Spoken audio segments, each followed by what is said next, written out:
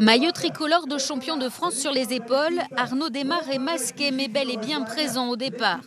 Moins de 24 heures après sa deuxième place au championnat d'Europe à Ploué, le sprinter de la Groupama FDJ a réussi à rejoindre Montmoreau-Saint-Cybat. Je suis arrivé à 22 heures à l'hôtel après 5 heures de voiture, mais voilà, tout va bien. Aujourd'hui, il y a 200 km, donc je vais pouvoir bien remettre en route. Et puis voilà, ça va le faire. Objectif sur ce Tour Poitou-Charentes pour vous et votre équipe? Voilà, ça serait de gagner avec ce maillot bleu-blanc-rouge. S'il fait partie des favoris de l'épreuve, Arnaud Desmar n'est pas le seul. À l'avant de la course, 2 prétendants à la victoire finale s'échappent dès les premiers kilomètres de la première étape. Sylvain Dillier, ancien champion de Suisse, deuxième de Paris-Roubaix en 2018 de l'équipe AG2R La Mondiale, et Joseph Rofkoff du team CCC, lauréat du Tour du Limousin en 2016. Derrière eux, le peloton ralentit au cœur de Villebois-la-Valette et maîtrise le rythme. Un peu plus de 2 minutes d'avance pour les 2 échappés et 5 secondes de bonification gagnées pour chacun après les 2 sprints intermédiaires.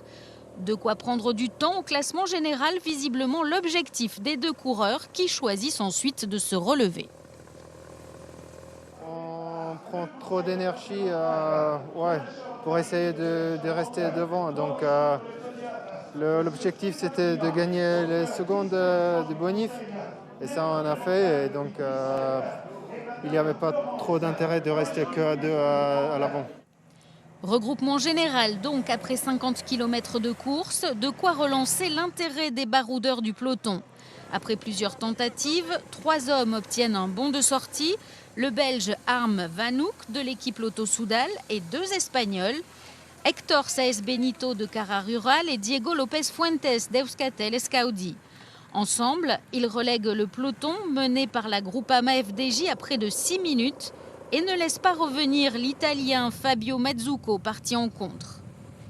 Redescendu à 4 minutes 25 à mi-parcours, l'écart ne cesse ensuite de décroître. Le peloton garde les fuyards à moins de 2 minutes. À l'avant, la fatigue commence à se faire sentir, d'autant que le parcours est plutôt vallonné. Lopez Fuentes ne peut plus suivre. Les 2 autres choisissent de poursuivre leur effort. Mais à 2, avec un vent de face qui se lève, ils sont repris à un peu plus de 10 km de l'arrivée. Je crois que mon rôle, c'était d'être échappé pour représenter l'équipe. C'était difficile d'aller jusqu'au bout, mais avec 5 minutes d'avance, il fallait aller le plus loin possible. Les équipiers d'Arnaud Desmar contrôlent la course jusque dans les derniers kilomètres. Les jours se suivent mais ne se ressemblent pas. Le sprint part de loin. Desmar s'impose pour un petit centième seulement. Hier, je fais 2 au championnat d'Europe, c'était à mon désavantage.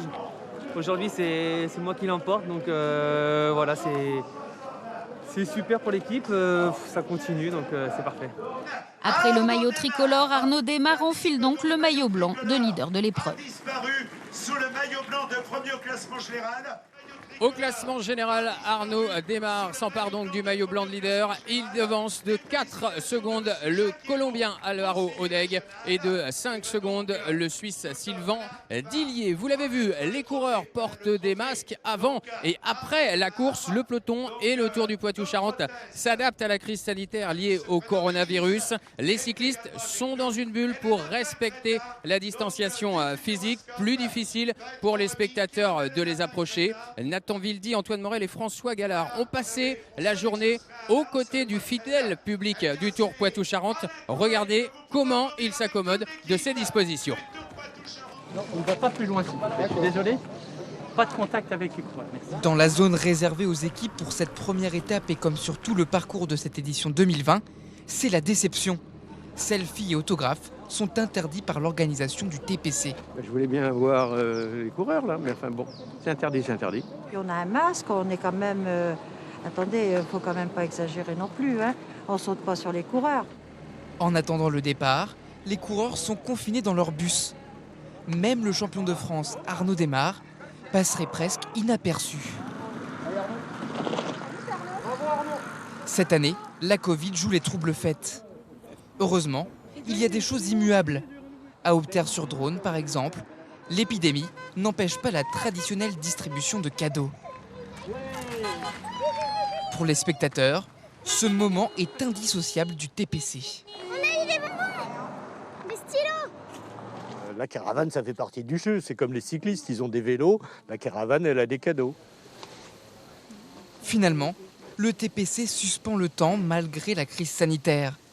Ses grands-parents, venus de Dordogne avec leur petite fille, retrouvent leurs habitudes.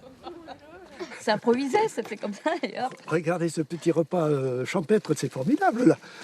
C'est un moment de détente. Bien placés dans la côte du meilleur grimpeur, avec ou sans masque, les spectateurs peuvent de nouveau encourager les coureurs. Nous sommes fidèles, même masqués. Même masqué, ça vous dérange pas Ça trop? ne nous dérange pas. On est à la campagne là. Donc, on le met quand on va en ville, mais ici, chez nous, pas trop. Avec un peu de chance, ils peuvent même repartir avec quelques souvenirs. Là, vous voyez, effectivement. Et en plus, Groupama, DJ, équipe française, sensationnelle. Coronavirus ou pas, cette menace n'a pas empêché le public de répondre présent sur les routes des Deux-Charentes. C'est beau, beau peloton. Le public du Tour Poitou-Charentes, nombreux ici sur la ligne d'arrivée à Royan, pourra de nouveau encourager les coureurs demain lors de la deuxième étape de l'épreuve 186 km 300 entre Royan, ici en Charente-Maritime, et Échiré dans les Deux-Sèvres. Pour ne rien manquer de cette deuxième étape, Nathan Vildy vous propose de découvrir le tracé de cette étape. Cap au nord pour cette deuxième étape. 186 km 300 entre Royan et Échiré. Une remontée vers les Deux-Sèvres, sans difficulté. Les coureurs passeront par Pont-l'Abbé d'Arnoux, Tonnet-Boutonne et Voué avant de rejoindre le Marais Poitevin. Le parc naturel régional qu'ils quitteront à hauteur de Saint-Rémy pour entrer sur le circuit final à Saint-Maxir. Le peloton en effectuera 2 tours avant de se disputer la victoire au bout d'une courte ligne droite de 230 mètres. Un sprinter devrait lever les bras vers 16h30 à Échiré. Le départ de cette deuxième étape, vous en avez l'habitude, sera donné en direct demain dans le journal régional à midi pile en compagnie de Patricia Perrin. Moi Clément, je vous donne rendez-vous demain soir à Échiré dans les Deux-Sèvres pour découvrir les meilleurs moments de cette deuxième journée de course. À demain!